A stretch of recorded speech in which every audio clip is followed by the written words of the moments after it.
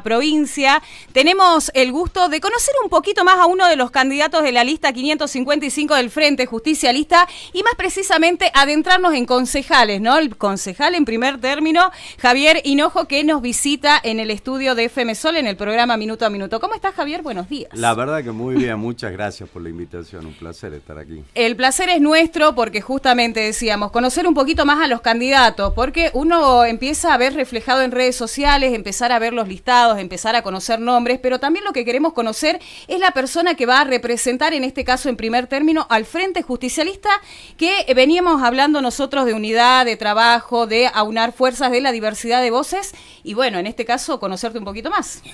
Bueno, la verdad que para mí es un orgullo y un desafío muy grande, y en primer lugar tengo un agradecimiento que el partido haya pensado en mí.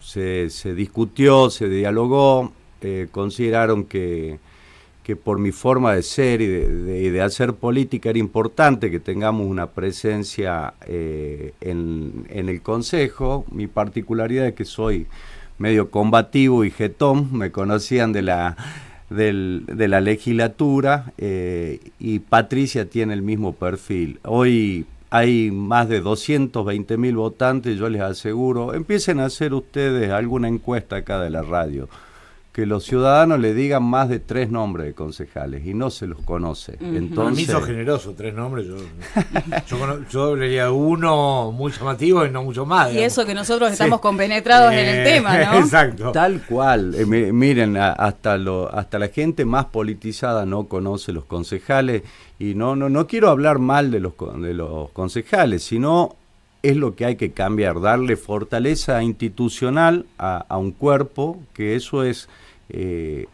parte de la salud democrática, que cada cuerpo, cada órgano, cada poder cumpla su función.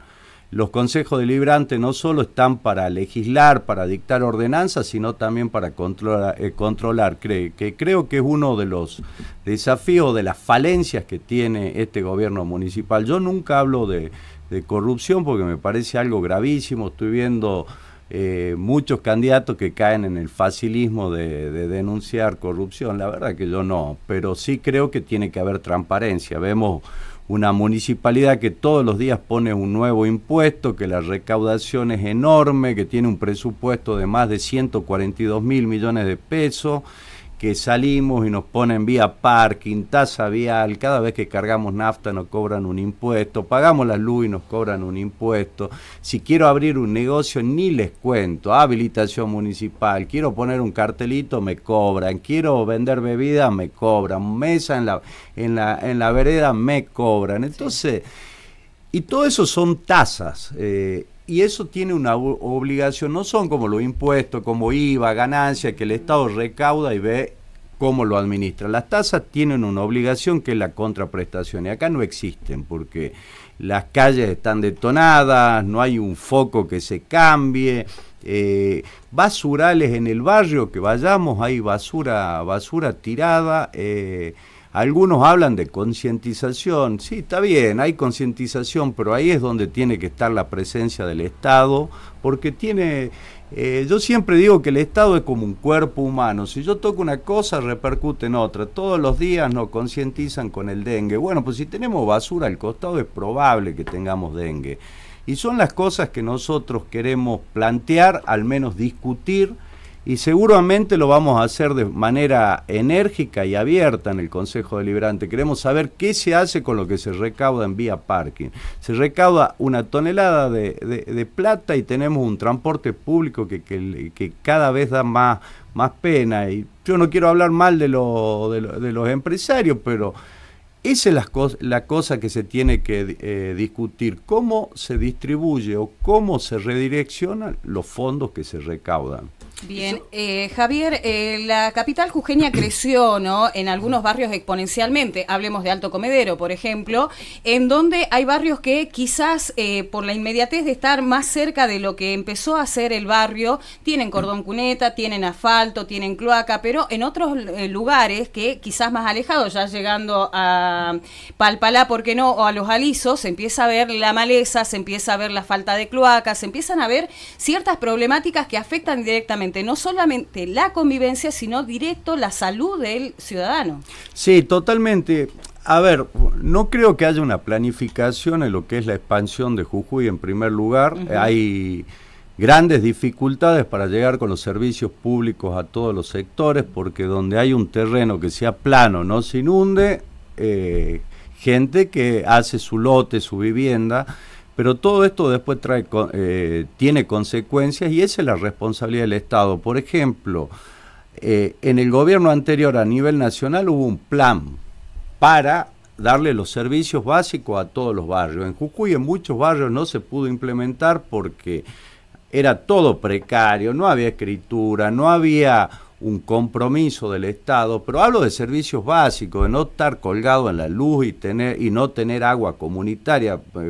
Parece que estamos hablando del 1800 y estamos en 2025. Y por eso digo que eso tiene que ver con la gestión, con la preocupación y con la empatía del sufrimiento de la gente. Tenemos una crisis brutal a nivel nacional, pero bueno, si a nivel local la única solución que planteamos es subir los impuestos y no ver cómo bajamos el sufrimiento de la gente, la verdad es que vamos en retroceso y por eso también muchas veces la gente se enoja con la política y tenemos que interpelarnos por qué se enoja con la política. Se enoja con la política porque no damos la respuesta básica.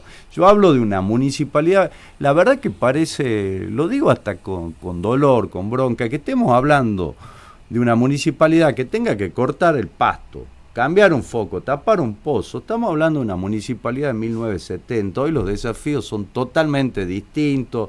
Municipalidades inteligentes, integradas, donde el ciudadano pueda hacer los trámites desde su casa. Yo les digo a algunos de ustedes que vaya a buscar una habilitación municipal y si tarda menos de 6 meses, yo le doy el premio Oscar o al mayor gestor que puede haber. ¿Qué tal? Le hago una pregunta. El otro día hablábamos acá con el diputado Soler, candidato a diputado provincial, usted es candidato concejal por la capital. Le preguntábamos cuál iba a ser el primer proyecto que presentaría en la legislatura provincial. Y él hablaba de algo así como tratar de institucionalizar un poco más la Cámara de Diputados, etcétera. Javier Hinojo asume como legislador provincial, primer proyecto en el Consejo. Primer proyecto, yo creo que no hay que hablar de proyectos, tengo muchos en la cabeza. Lo primero que tiene que haber es control. Hay que plantearle a la sociedad y mostrarle los números y dónde se invierten. Pero ¿cómo se va a poder controlar, digo, si hay una mayoría tan abrumadora por parte del oficialismo? Yo tengo experiencia parlamentaria, fui 8 años diputado y fui presidente de bloque. Y mi abuelo tenía una frase que tornillo que no entra como tornillo, entra como clavo. Muchas veces no había número y la sociedad te impone los proyectos de ley. Uno de los ejemplos más grandes que hubo fue la ley de tolerancia cero. Todos tenían ciertos resquemores en aprobar la ley y lo sacó la sociedad.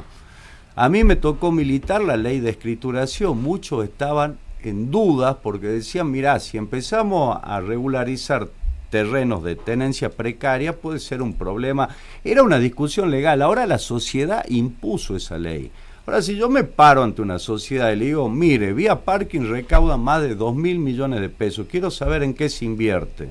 Un proyecto de ley yo creo que tiene que ser para financiar el transporte público.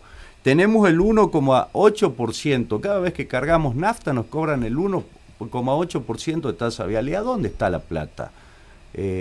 Yo creo que lo primero que hay que tener es un diagnóstico real de lo que se recauda y en qué se gasta. O sea, usted propone que la plata del Vía Parking vaya para disminuir el boleto colectivo. Sí, yo todo... Una propuesta fuerte, ¿no? Todos dicen, hay que dejar de subsidiar, eso es populismo. La verdad que pensar en eso, si pensás así, sos un retrógrada y con poco contenido social. Yo soy amigo de los subsidios porque el servicio público no tiene que ser netamente ganancia. Ahí está la presencia del Estado.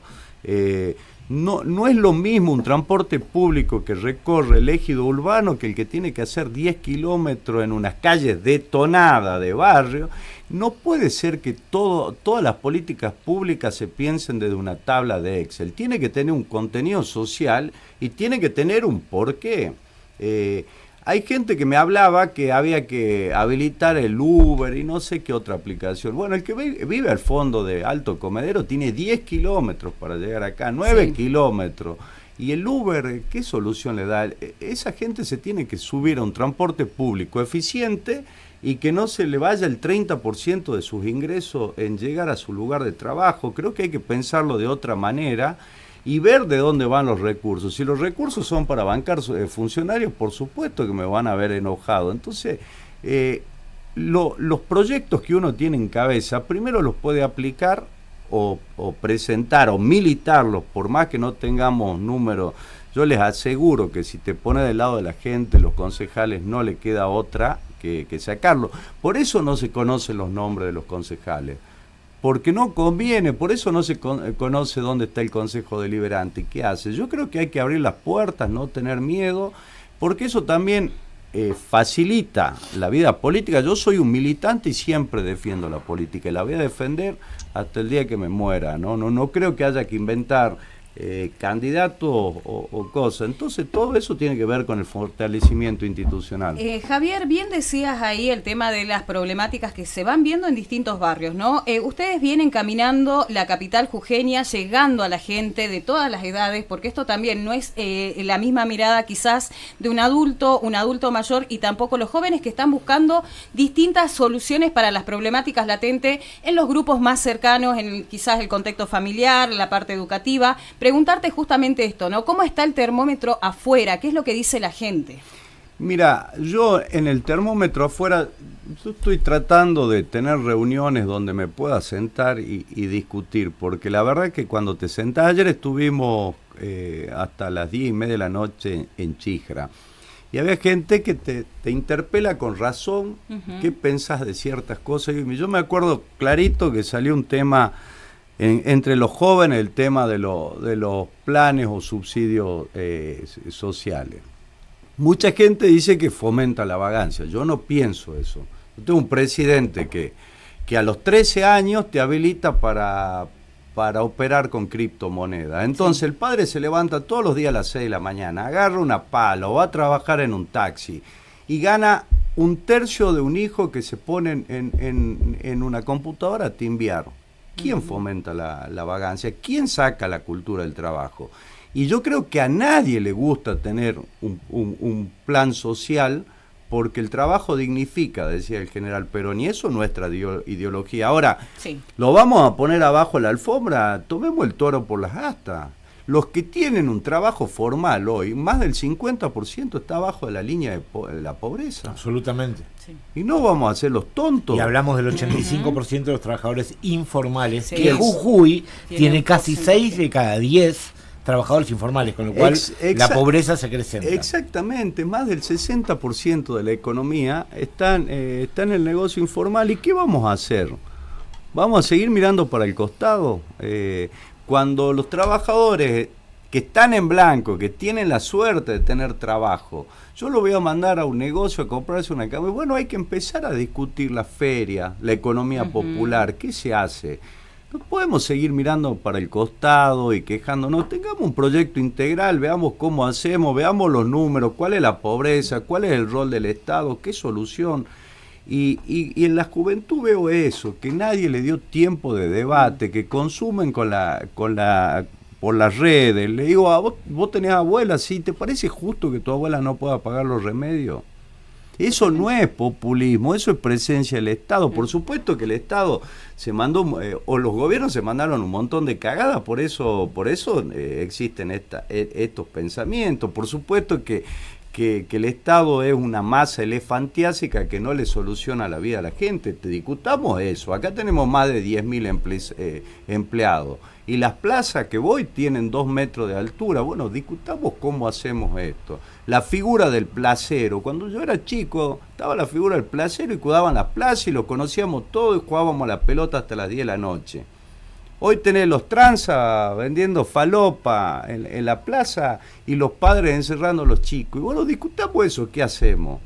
El consumo problemático, la verdad que los jóvenes te parte el corazón y algo tiene que hacer el Estado. Vamos a seguir corriéndonos, viviendo en un lugar donde nos sentamos más inseguros. La inseguridad que hay es monstruosa y eso tiene que ver con la presencia del Estado, con el rol social, con la contención. Hay problemáticas que se fueron naturalizando, esto de que los chicos, ¿no? Hablemos de 11, 12, 13 años, van a comprar bebidas alcohólicas que al principio vos decís, bueno, es el padre que lo manda, pero muchas veces no son los padres y empezamos a hablar de consumos problemáticos a temprana edad y que justamente hay quizás una complicidad por las áreas que tendrían que estar abocadas a justamente, ¿no? Empezar a fiscalizar qué es lo que está pasando en los barrios, porque parece en barrios que no nos tenemos que alejar mucho más del casco céntrico, no salir de los dos ríos para ver que las problemáticas están latentes y que las plazas no están en condiciones. Y además otro detalle que me parece no menor, no solo hablar de la altura de los pastos, sino también de las alimañas que se encuentran en las plazas. Ah, total, la oscuridad, hay que salir a las 8 de la noche y ver en qué plaza podés jugar, tenés pasto, no hay seguridad, y creo que eso tiene que ver qué hacemos, cómo contenemos a los chicos, qué actividades, que los centros de recreación, de deporte. Hoy tenemos que volver a apostar a que el chico juegue, que la madre se sienta segura, porque encima en un proceso de crisis, la madre no deja se va a trabajar, vuelve y puede estar con el chico. Tiene que buscar 2 o 3 trabajos porque no llega a fin de mes. Y los chicos, no hay chico malo ni madre que quiera el mal de su hijo. Creo que estamos fallando en la política pública y son cosas que tenemos que discutir, porque estos son generaciones que se van a ir perdiendo, son generaciones que nos va a costar mucho darle una oportunidad. Yo siempre pienso, no es algo utópico ni discursivo, cuando hubo trabajo mancomunado en el buen sentido con distintas fuerzas políticas que atraviesan la ideología, las soluciones llegan. El consumo problemático es una porquería y nos está llevando puesto. Tenemos que hacer algo. La verdad es que ver chicos de 11 años y que la madre te diga mi hijo está perdido, tiene 11 años, ¿cómo va a estar perdido? ¿Qué chance le damos a esos chicos? Al margen de los problemas de salud, ¿cómo le damos un futuro? Tenemos que sentarnos y hablar, y esto no puede ser que nos caguemos a palo cada 2 años en una campaña. Tenemos que sentarnos y discutir, y para eso están los parlamentos, por eso hay que darle vida. Si se aprueba una ley o no se aprueba una ley, es consecuencia de un trabajo previo, pero la verdad que vuelvo a decir, yo apuesto a la política y los deterioros institucionales, la verdad que a mí me revelan.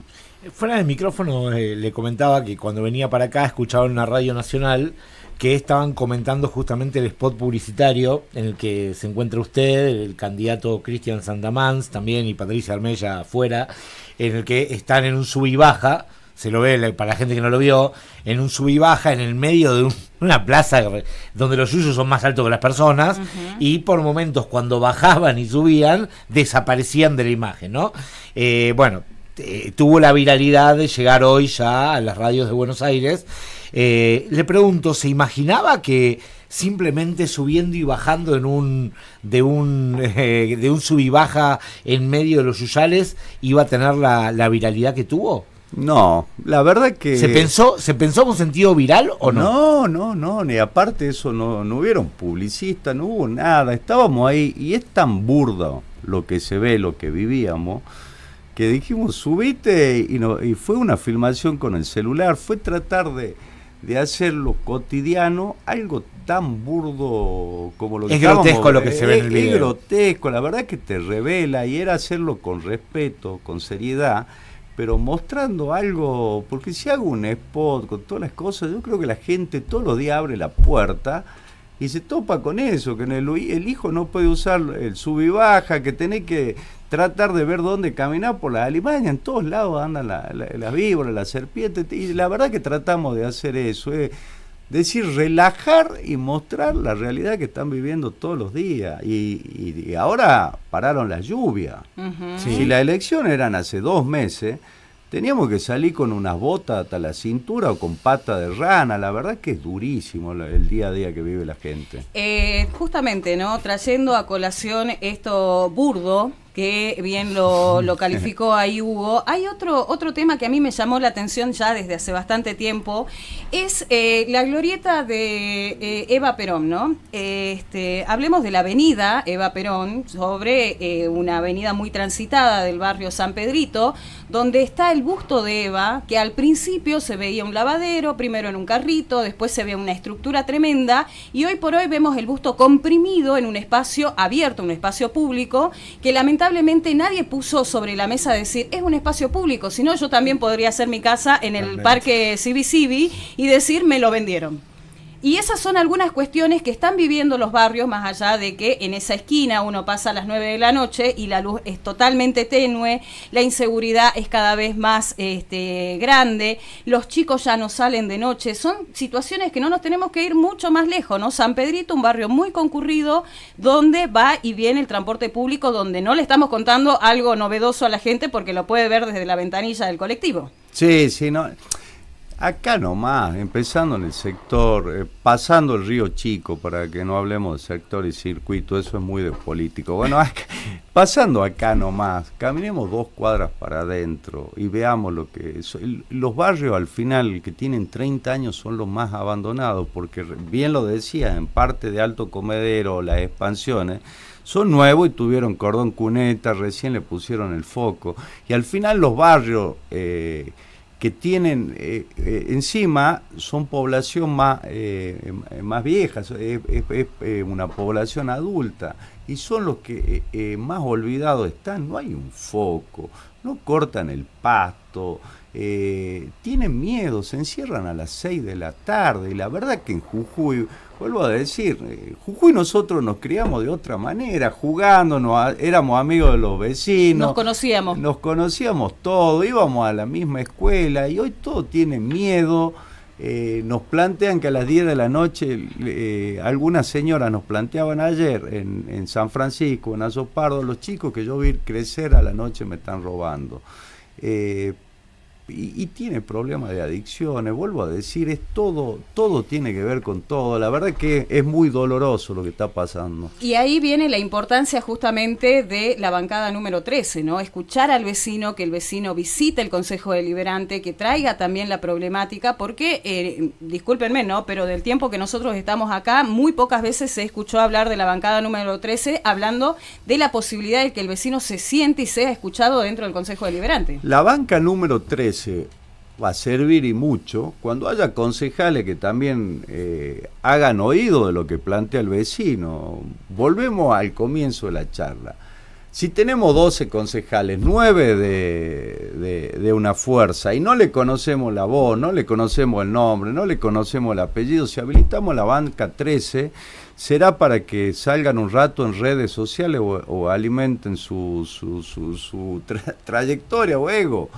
Tiene que funcionar la institución, no funciona. Yo creo que la banca 13, los proyectos participativos, las consultas en la elaboración de los presupuestos, son totalmente válidos, pero también necesitamos que funcione la institución. Todas las obras públicas de los últimos 6 años fueron con fondos nacionales, el puente, el río Civi, la pavimentación de la avenida Forestal, todo en Alto Comedero. No hubieron obras pedidas por los vecinos que hayan sido atendidas por la municipalidad. Bueno, la municipalidad lo que argumenta, igual que el gobierno provincial, es que se cortó totalmente el chorro de Nación y que mucha plata que tenían antes de Nación ya no la tienen más, digamos, y que por eso bajaron el ritmo de obras. Ese es el argumento que daban. Bueno, si yo no puedo gobernar con los recursos que tengo que dar un paso al costado. No me acuerdo, el otro día estoy leyendo un libro de Churchill y la Segunda Guerra Mundial. El primer ministro, cuando dijo no me puedo hacer cargo de esto, y entró Churchill y cambió la historia, se le paró solo a todos los países del mundo y cambió la Segunda Guerra Mundial. Si vivimos, o sea que los pobres tampoco podrían tener familia con ese pensamiento, hay que ver cómo se optimizan los recursos, hay que ver las prioridades. Los ascensores son hermosos, pero ahora si no puedo tapar un bache o cambiar un foco, estamos en el horno. Un gobernante, un estadista, afronta la realidad que le toca vivir y le vuelve. Yo no coincido que no haya plata. Esas son las cosas que tenemos que discutir. Si cobro vía parking, si te cobro el 5%, cada vez que prendés la luz, vas a pagar una factura, van con impuestos municipales, que aparte son inconstitucionales. En el gas nos pusieron una tarifa que está recurrida en la Corte, porque hubo una presentación encima a nivel nacional, ni siquiera provincial. A ver, podríamos discutirlo si fuesen las cuentas transparentes. Yo le daría la razón al intendente si me dice, mira, me entra esto de plata y gasto esto. Ahora, son todos, estamos como ciego nuevo, tanteando por sensaciones y no por realidades. Y segundo, si no tuviese capacitado para afrontar una situación de crisis, o al menos que convoque a todo el mundo y diga, veamos qué hacemos. Pero yo en eso no coincido, no le voy a dar la razón. Hay muchos municipios que andan muy bien, que tienen...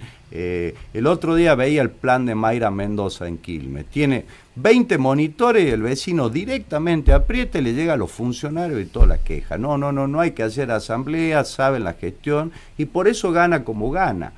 Y yo no creo que Mayra Mendoza tiene el mismo presidente que tiene el Chuli Jorge. Y si está en esa situación, que se siente, convoque a todas las fuerzas políticas y diga, estos son los números.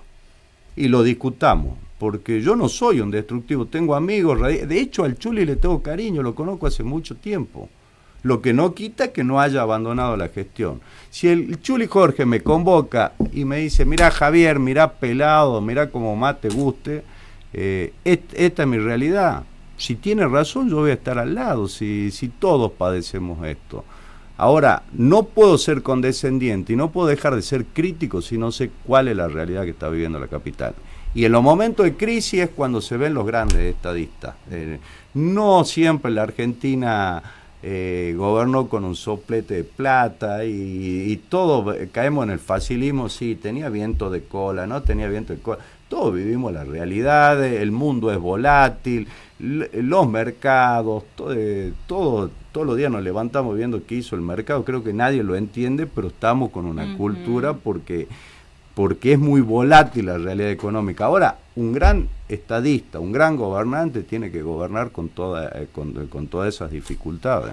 Así es. Javier, la verdad que un gusto poder dialogar con vos. Nos encantaría sentarnos y dialogar más tiempo, pero entenderás que el tiempo en radio es riguroso. Esta será la primera visita, esperemos que no sea la última, como para también adentrarnos dentro de lo que es la propuesta. Y por qué no hacer un balance, ya llegado la cercanía del 11 de mayo, para ver cómo fue la campaña y si lograron alcanzar las expectativas. Para mí va a ser un placer, desde ya agradecerle que pueda llegar a los vecinos a través de este medio y la verdad que fue una charla muy linda. Bueno, espero que se haya sentido cómodo, nosotros nos sentimos muy cómodos también, muy libres para preguntar, y le agradecemos mucho estar acá. Y bueno, veremos qué pasa el 11 de mayo cuando los jujeños vayan a las urnas. Así es, yo tengo mucha expectativa. Está bueno. Muchísimas gracias. Nosotros dialogábamos con Javier Hinojo, candidato en primer término a concejal por la lista 505 Frente Justicialista. Nos vamos rápidamente a la pausa y enseguida volvemos con más Minuto a Minuto.